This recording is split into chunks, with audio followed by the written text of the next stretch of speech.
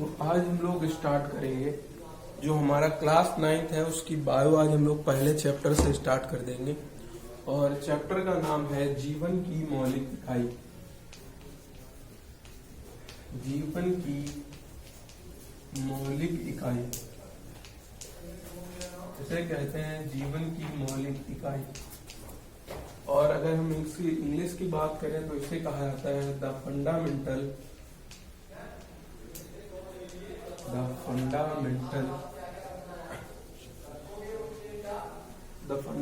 Unit of life. इसे कहा जाता है फंडामेंटल यूनिट ऑफ लाइफ, जीवन की मौलिक इकाई।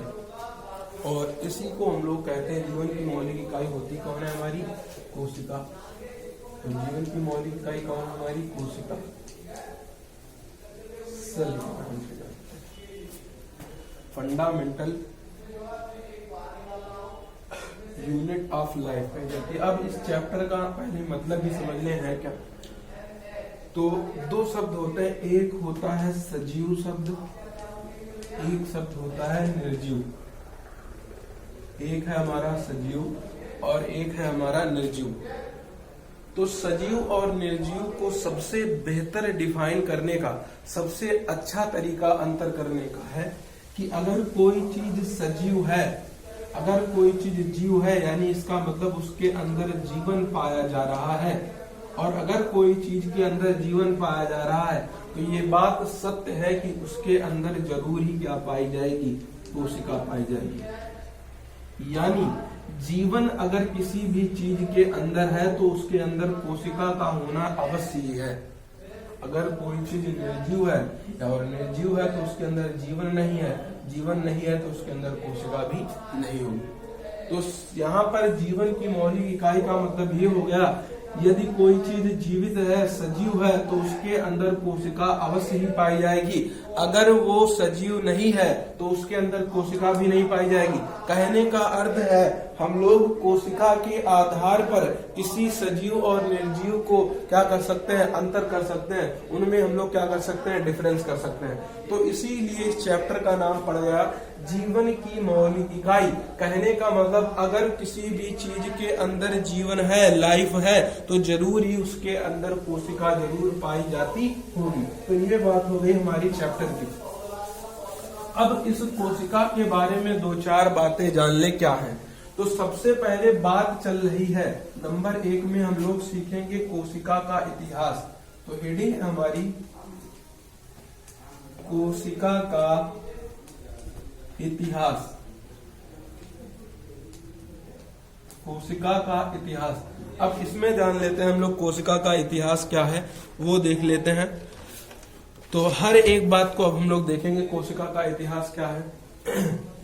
तो सबसे पहले इसको कोशिका की जो खोज की थी, एक वैज्ञानिक थे हमारे जिनका नाम था रॉबर्ट हुक। और सन था 1665 ईस्वी में।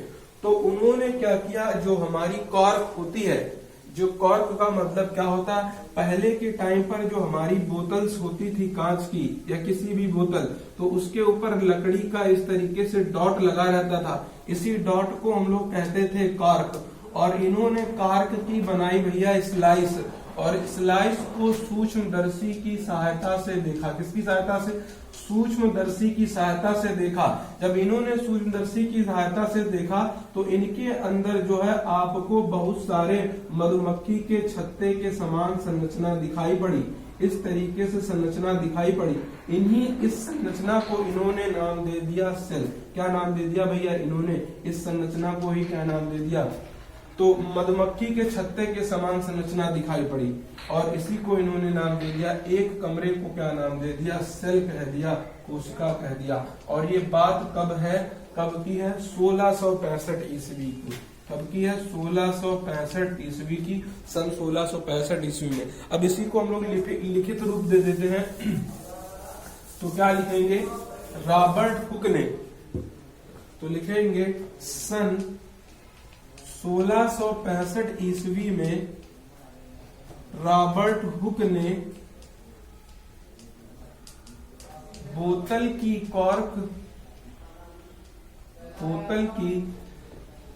कॉर्क की सहायता से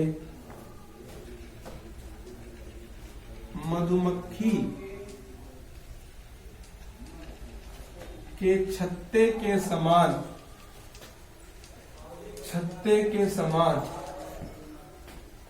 देखी जाने वाली संरचना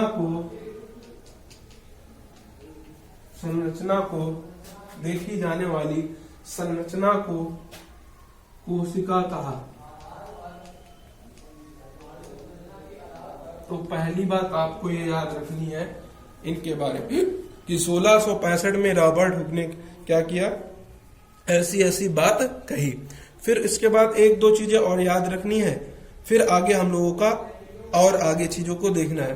फिर क्या आया सन 1674 में, सन 1674 ईस्वी में एक वैज्ञानिक थे जिनका नाम था ल्यूवेनहॉक ने तालाब के पानी से पहली जीवित कोशिका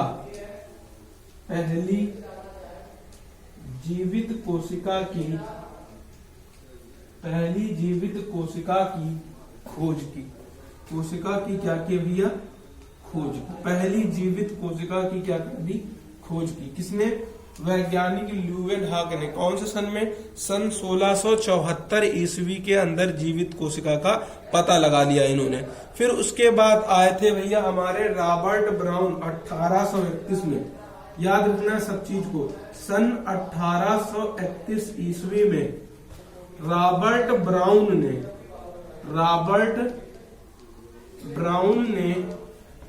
केंद्रक का पता लगाया।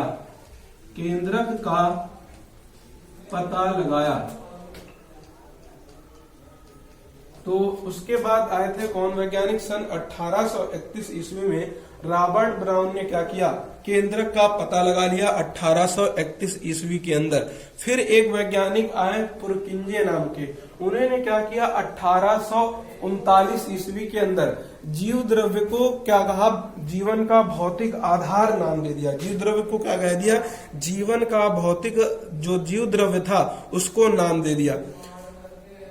जो 1839 में जो हमारे जेई पुरकिंजे साहब आए, उन्होंने कहा कि जो इस कोशिका के अंदर जो तरल जैविक पदार्थ है इसको उन्होंने जीव द्रव्य कह दिया। तो एक बार इसका स्क्रीनशॉट लीजिए, फिर आगे बढ़ते हैं हम लोग।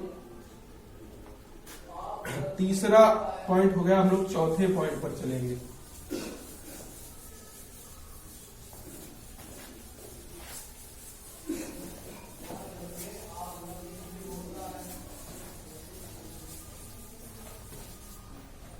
अगला पॉइंट है हमारा तीसरा, सन 1839 ईस्वी में एक साइंटिस्ट थे जेई पुरकिंजे ने क्या किया कि कोशिका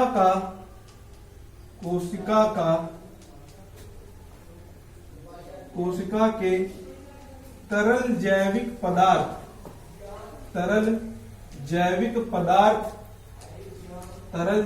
पदार्थ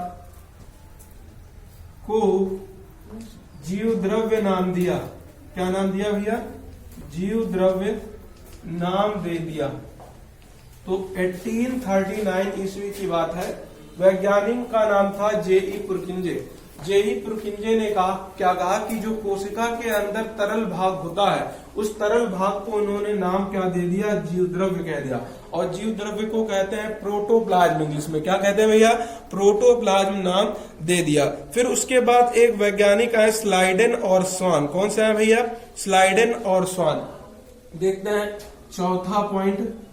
एक थे एम स्लीडन, वैज्ञानिक का नाम था एम स्लीडन, इनका सन है 1838 तथा स्लाइडन। और फिर दूसरे थे स्वान, इनका नाम था टी स्वान और इनका सन है 1839 ईस्वी में कोशिका सिद्धांत दिया, कोशिका सिद्धांत दिया, कोशिका सिद्धांत दिया।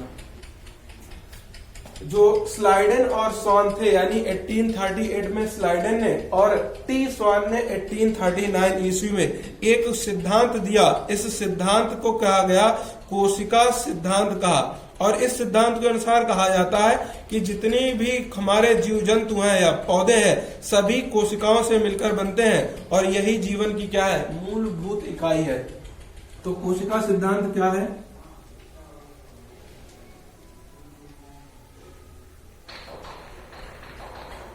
कोशिका सिद्धांत, कोशिका सिद्धांत है हमारा। कोशिका सिद्धांत के बारे में कहा गया कि सभी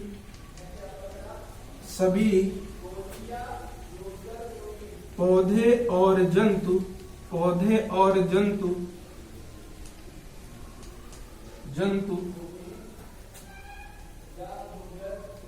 कोशिका से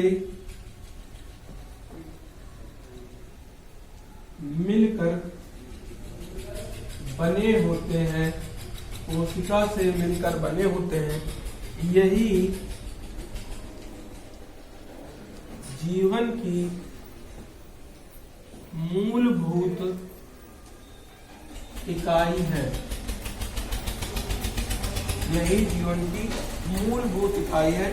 कोशिका सिद्धांत का ये अर्थ था। कोशिका सिद्धांत कहता था कि जितने भी हमारे प्लांट और एनिमल है, ये सभी जो है कोशिका से मिलकर बने हुए हैं। और अगर ये कोशिका से मिलकर बने हैं तो कोशिका ही जीवन की क्या है, मूलभूत इकाई है। इतना आप लोग पहले स्क्रीनशॉट लेकर लिखते हैं, फिर आगे बढ़ेंगे। एक पॉइंट और इसके अंदर बताना है, फिर आगे बढ़ाया जाएगा। ये आपको दिख रहा होगा।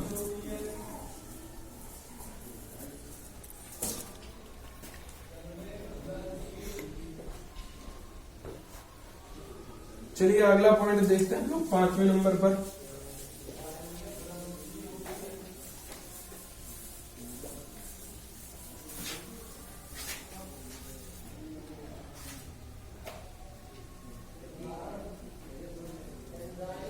फिर एक वैज्ञानिक आए 1855 में, सन 1855 ईस्वी में एक वैज्ञानिक थे विर्चो। विर्चो ने कोशिका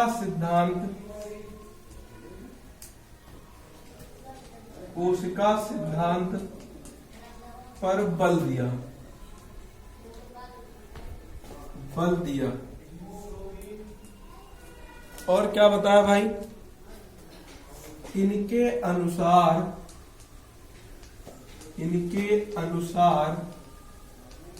कोशिका सिद्धांत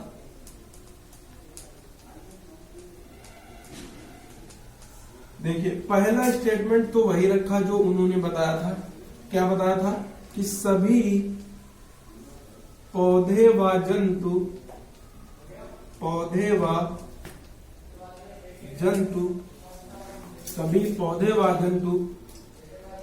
कोशिका से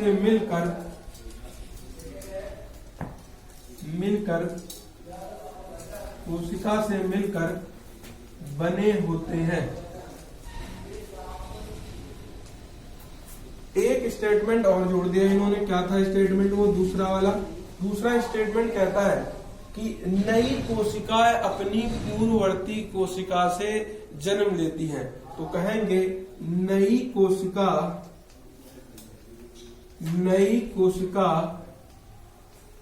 अपनी पूर्ववर्ती कोशिका से ही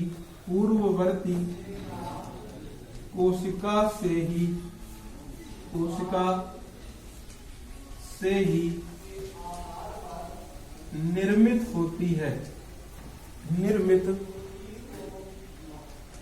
होती है। नई कोशिका से ही क्या होती है? निर्मित होती है। ये बात बताई इन्होंने।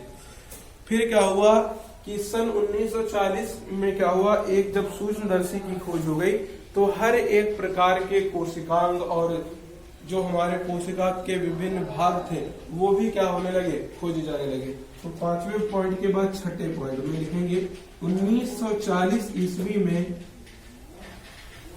इलेक्ट्रॉन सूक्ष्मदर्शी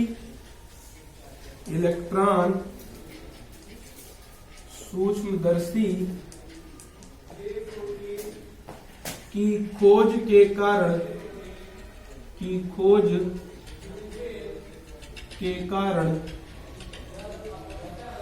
इलेक्ट्रॉन सूक्ष्मदर्शी की खोज के कारण कोशिका के अंगक व कार्यों का पता चला।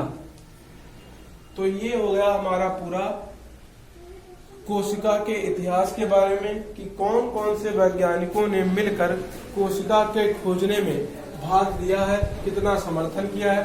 तो ये बात आपको याद रखनी है। कोशिका सिद्धांत को सबसे पहली बार प्रतिपादित किया था स्लाइडेन और स्वान ने, सन है 1838 और 1839 के अंदर। और कोशिका सिद्धांत का अर्थ है कि सभी पृथ्वी के ऊपर उपस्थित सभी प्लांट यानी पौधे और जंतु कोशिका से मिलकर ही बने हुए हैं और कोशिका ही जीवन की मूलभूत इकाई है, फंडामेंटल जो है यूनिट है। जबकि 1855 में 1855 में एक वैज्ञानिक आए जिनका नाम था विर्चो।